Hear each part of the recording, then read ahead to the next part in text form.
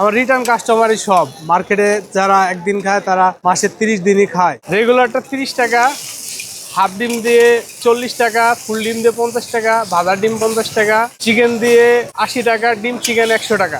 এখানে vegetable noodles পাওয়া যায়, ডিম নুডলস পাওয়া যায়, চিকেন নুডলস পাওয়া যায়। অ্যাকচুয়ালি আমি স্ট্রিট ফুডে চাকরি করছি অনেক দিন যাবত। তো আমি একটা জিনিস দেখছি যে যেখানে নতুন বানায় দেওয়া হয়, নগদে বানায় দেওয়া হয়, সেটার উপরে আকর্ষণ বেশি, কাস্টমার পছন্দ করে বেশি, বিশ্বাস করে বেশি। এই জন্য আমি নগদে বানাই দিই।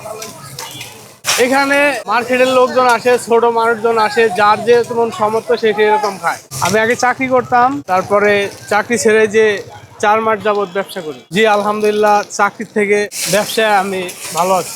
আসলে আমি 8 বছর যাবত এই খাবারের লাইনে চাকরি বাকরি করি।